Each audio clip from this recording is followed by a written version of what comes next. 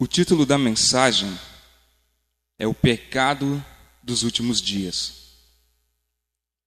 E o texto central está lá em Mateus 24, do verso 37 até o 39, que diz assim: Pois assim como foi nos dias de Noé, também será a vinda do Filho do Homem. Porquanto, assim como nos dias anteriores ao dilúvio, comiam, bebiam, casavam e davam-se em casamento, até o dia em que Noé entrou na arca, e não perceberam, senão quando veio o dilúvio e o levou a todos. Assim será também a vinda do Filho do Homem. Mateus capítulo 24 é um poderoso discurso profético do próprio Jesus Cristo, quando esteve aqui na terra. Você precisa ler este capítulo da Bíblia, pois ele revela o tempo em que estamos vivendo. Indica como devemos viver e como devemos nos preparar para o maior acontecimento de todos os tempos.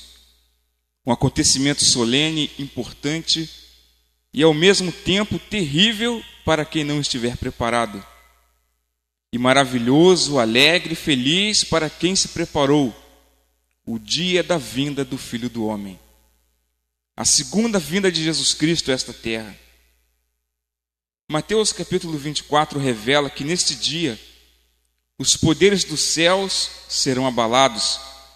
Todas as tribos da terra verão Jesus vindo sobre as nuvens dos céus com poder e grande glória, acompanhado de milhares de anjos tocando trombeta. Não há nada de silêncio nesse dia, não há nada de secreto neste dia. Leia e releia esse capítulo, até decorá-lo se possível, para você estar atento aos sinais e não ser pego de surpresa como a maioria dos seres humanos. Nós percebemos nesse capítulo 24 de Mateus a preocupação de Jesus no sentido do homem não estar preparado a tempo e adequadamente para esse acontecimento. O maior acontecimento da história do homem. E ficar fora do reino de Deus e perecer como a civilização que morreu afogada nas águas do dilúvio nos dias de Noé. Ao contrário do que muitos dizem a respeito do dilúvio, como sendo uma parábola, uma lenda ou metáfora, Jesus Cristo, ao citar Noé e o dilúvio, ele endossa o livro de Gênesis, confirmando o fato como real, verídico e digno de crédito para os homens que viveriam no fim dos tempos. O dilúvio é um acontecimento real, não é um conto de fadas. E a maior tragédia para os contemporâneos de Noé foi não acreditarem na sua profecia. Eles viveram uma vida como que se o mal nunca fosse acontecer. Desprezaram totalmente os conselhos e a mensagem de Deus pregada por Noé.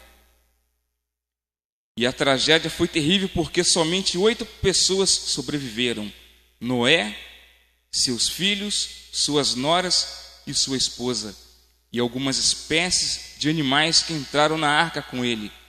Ou seja, toda uma civilização pereceu afogada nas águas daquele dilúvio.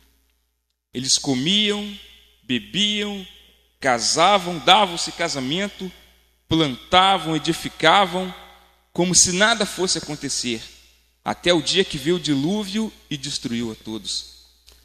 Jesus predisse que a história iria se repetir no dia de sua volta, porque milhares de pessoas preferem viver a vida sem acreditar nas palavras de Mateus capítulo 24. Mas essa profecia de destruição não precisa se cumprir na minha vida e nem precisa se cumprir na sua vida, nem daqueles a quem amamos. Basta nós seguirmos todas essas orientações da palavra de Deus. A desobediência à palavra de Deus será fatal. Por isso que Satanás e os demônios fazem todos os esforços possíveis e impossíveis para que o homem não tenha tempo para ler, estudar e guardar no coração as palavras da Bíblia Sagrada. Os demônios induzem o homem a desprezar e desobedecer os mandamentos de Deus, desprezar e desobedecer a palavra de Deus, desprezar e desobedecer os mensageiros de Deus. E o apelo de Cristo é: aprendei, acautelai-vos, cuidado, que ninguém vos engane. Por isso ficai também vós apercebidos. Portanto, vigiai, porque não sabeis em que dia vem o vosso Senhor. Mateus 24, versículo 42. Os pecados que proporcionou os antediluvianos a serem destruídos nos dias de Noé serão os mesmos pecados que impedirão os homens de irem para o céu, no dia em que Jesus voltar para buscar aqueles que o seguiram e se prepararam para o reino de Deus. São os pecados dos últimos dias. Mateus 24, 38 dá um pequeno exemplo: comer, beber, casar e dar-se em casamento. A grosso modo, não existe nada de mal em comer, beber ou casar-se, desde que seja para a glória de Deus e dentro dos princípios bíblicos, que são os princípios de Deus. Não podemos rejeitar, pisar, deturpar ou mudar os princípios bíblicos sem as terríveis consequências advertidas na própria Bíblia Sagrada.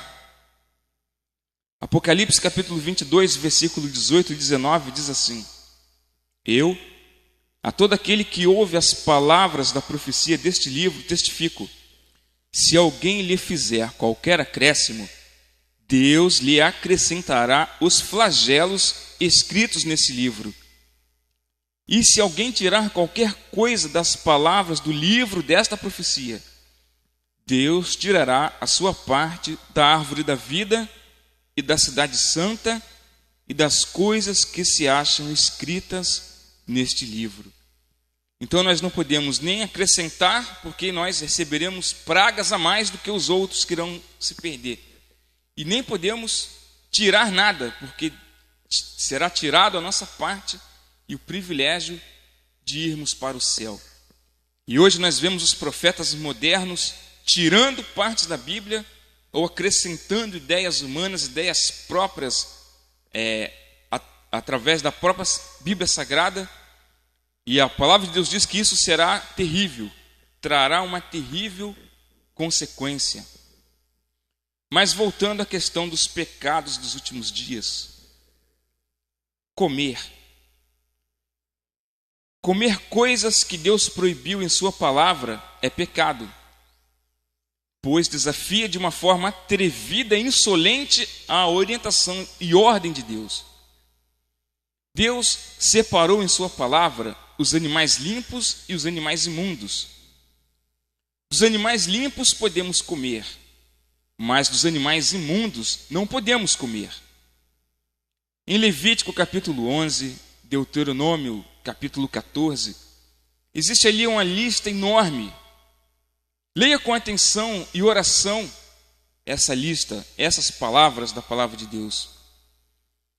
Dos animais imundos destacamos, por exemplo, peixes de couro, sem escamas e sem barbatanas, lagosta, camarão, frutos do mar de uma forma geral, avestruz, ema, lagarto, pato, coelho, cavalo, camelo e o porco. São carnes de animais que a Bíblia caracteriza como animais imundos, não próprios para a dieta, não próprios para a alimentação. Infelizmente, a carne de porco faz parte da dieta alimentar de milhares de pessoas em toda parte do mundo. Mas isso não era o desejo de Deus. E caracteriza um dos pecados graves dos últimos dias. Isaías 66, versículo 15 em diante diz assim: Porque eis que o Senhor virá em fogo, e os seus carros como um torvelinho, para tornar a sua ira em furor e a sua repreensão em chamas de fogo. Porque com fogo e com a sua espada entrará o Senhor em juízo com toda a carne, e os mortos do Senhor serão multiplicados. Os que santificam e se purificam nos jardins, uns após outros, os que comem carne de porco e coisas abomináveis e rato serão consumidos, diz o Senhor. Então nós estamos lidando aqui com uma profecia que está para acontecer no futuro e que está no Velho Testamento. Muitos gostam de pregar que o Velho Testamento não precisa mais dar atenção, não precisa mais estudar, não precisa mais conhecer, não precisa mais ler. Mas nós temos aqui uma advertência de que Deus proibiu a dieta desses alimentos, dessas carnes imundas, e ele cita aqui de uma forma bem explícita a carne do porco, e que serão consumidos naquele fogo da destruição da ira de Deus. Uma profecia que ainda está no futuro, escrita no Velho Testamento. No dia da vinda do Filho do Homem, os comedores de carnes imundas serão exterminados e não herdarão o reino dos céus. Por isso que comer nos últimos dias se torna um pecado, porque as pessoas estão comendo coisas, alimentos que Deus proibiu que os homens comessem. E o pior de tudo, pessoas que se dizem religiosas com a Bíblia na mão, acalmam a consciência das pessoas dizendo que Deus liberou no Novo Testamento. Só que isso é erro de interpretação bíblica. E a única segurança que nós temos é de seguir de uma forma bem rigorosa, zelosa e consciente aquilo que Deus ordenou e aquilo que Deus proibiu. Beber. A Bíblia é bem clara ao dizer que os bêbados, os ébrios, os bebedores, ou seja, os alcoólatras, ou os que bebem socialmente, não herdarão o reino dos céus. Nós lemos isto na primeira epístola de Paulo aos Coríntios, capítulo 6, versículo 9 e 10, que diz assim: ou não sabeis que os injustos não herdarão o reino de Deus? Não vos enganeis, nem impuros, nem idólatras, nem adúlteros, nem efeminados, nem sodomitas, nem ladrões, nem avarentos, nem bêbados, nem maldizentes, nem roubadores herdarão o reino de Deus. O bêbado aqui caracteriza a pessoa que tem o vício ou o ato de beber bebidas alcoólicas, fermentadas ou destiladas. Existe uma maldição terrível sobre os bebedores. Em Isaías capítulo 5, versículo 11, diz assim: ai dos que se levantam pela manhã e seguem a bebedice e continuam até alta noite, até que o vinho os esquente. Alguém pode dizer que beber vinho não é pecado, pois Jesus transformou a água em vinho em seu primeiro milagre, na festa de casamento em Caná da Galileia. Nos tempos bíblicos, era comum os judeus se reunirem em suas festas para beberem bebidas doces, ou seja, sucos naturais de uvas, figos, tâmaras ou qualquer outro suco. Ou seja, aquele vinho que Jesus transformou da água era um puro suco de uva, sem álcool e não fermentado. O professor Raimundo, em seu livro Das Ruas para Cristo, aborda esse assunto dizendo que no Novo Testamento há 3 palavras gregas que são traduzidas por vinho no português: oinos, síquera e gleucos. A mais usada é oinos, referindo-se ao puro suco de uva, produzido por Jesus no casamento e oferecido na última ceia, um vinho sem fermento, porque o fermento era símbolo do pecado, e Jesus não pecou. Por isso que o vinho usado na Santa Ceia deve ser puro, sem álcool e não fermentado, ou seja, um puro suco de uva. As outras duas palavras são empregadas apenas uma vez, fazendo alusão ao vinho fermentado nos seguintes textos. Lucas 1, verso 15, referindo-se a João Batista: pois ele será grande diante do Senhor, não beberá vinho, oinos, e nem bebida forte, síquera. Será chamado e cheio do Espírito Santo, já do ventre materno. E Atos 2, verso 13. Outros, porém, zombando, diziam: estão cheios de vinho, gleucos, ou estão embriagados, ou estão cheios de mosto. O assunto da bebida é muito sério. É muita gente consumindo bebidas alcoólicas, movendo uma economia de bilhões de dólares e reais. Eu lembro quando eu fiz um seminário sobre o álcool, num curso de enfermagem, lá em Niterói. E naquela época, eu lembro que do ponto do ônibus até a minha casa, eu passava por 24 bares, ou pontos de vendas de bebidas alcoólicas.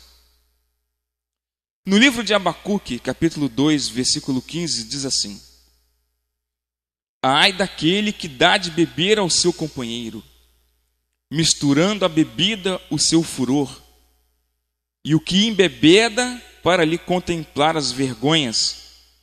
Serás farto de opróbrio ou ignomínia. Na maioria dos países, o álcool é uma droga legalizada. Ou seja, ninguém é preso ou punido por consumir o álcool, vender ou transportar garrafas. Mas isto tem contribuído para milhares de vidas arruinadas pelo alcoolismo. Tem contribuído para o aumento da violência doméstica. Mulheres e crianças agredidas por homens bêbados e violentos, meninas estupradas por pais, padrastos, tios ou irmãos, lares desfeitos, homens desempregados que perderam seus empregos em consequência de beberem e se embriagarem no local de trabalho.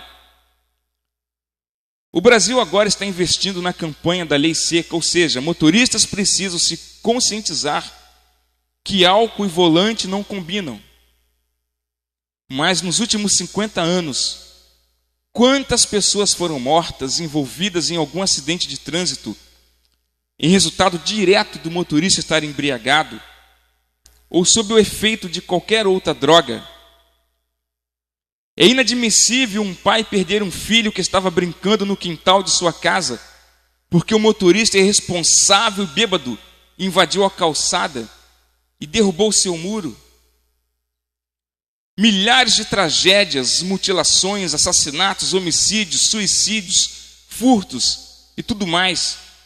Tudo em consequência do uso e da venda de bebidas alcoólicas. Alguém pode dizer assim: ah, eu vendo, compra quem quer. Só que ninguém iria comprar se não tivesse quem vendesse. Isso é muito complexo isso. Quem vende bebidas alcoólicas enriquece às custas da dependência química, física e psicológica dos alcoólatras e às custas da miséria humana.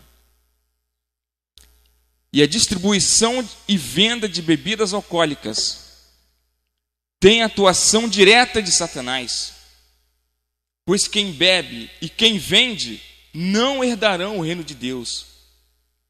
E de acordo com Abacuque 2, verso 15, Deus coloca os distribuidores e vendedores de bebidas alcoólicas no mesmo nível dos traficantes de drogas.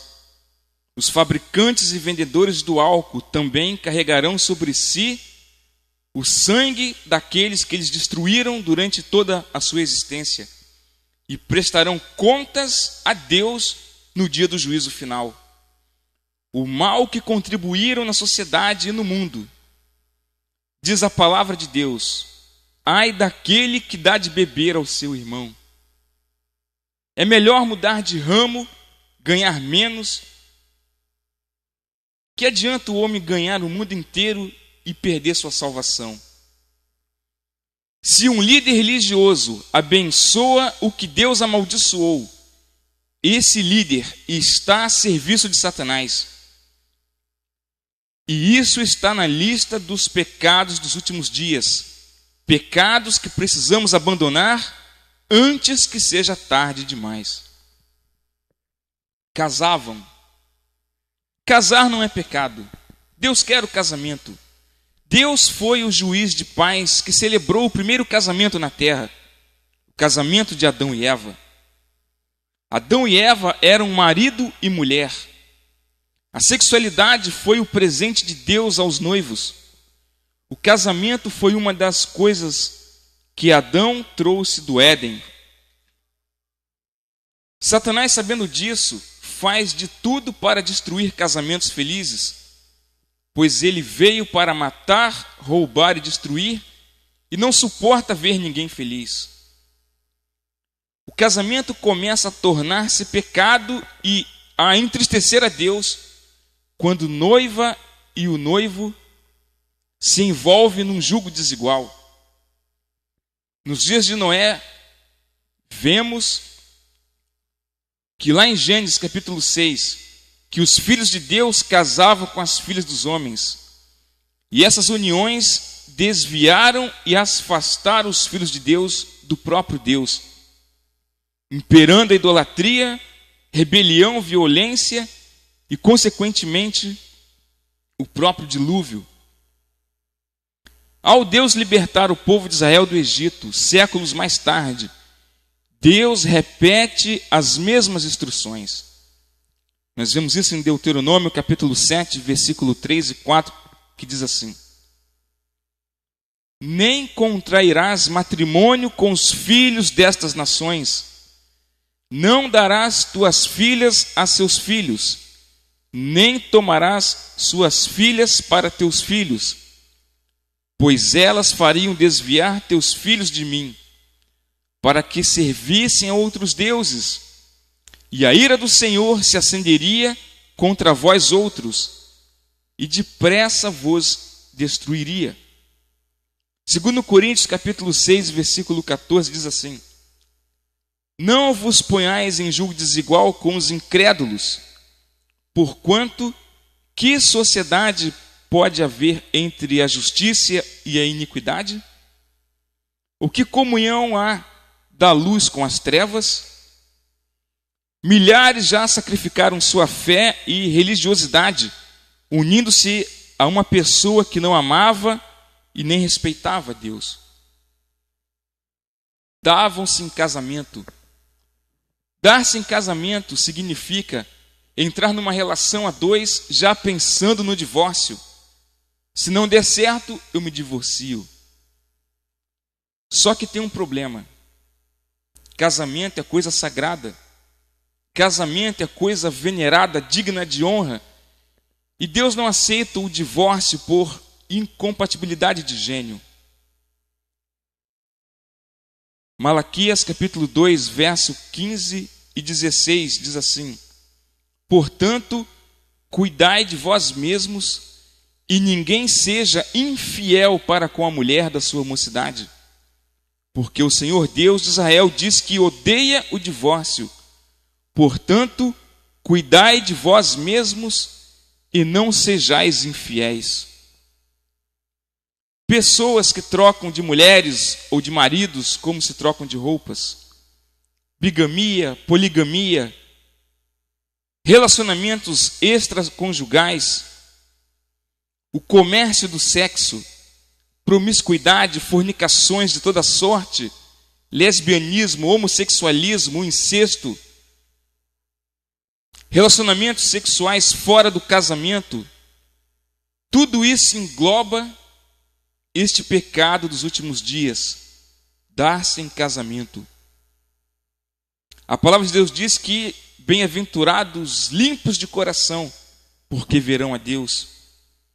E infelizmente hoje nós vemos a impureza em todos os sentidos da vida, desde músicas, propagandas na televisão, ou seja, o comércio do sexo, a explosão sexual dos últimos dias, não tem limites.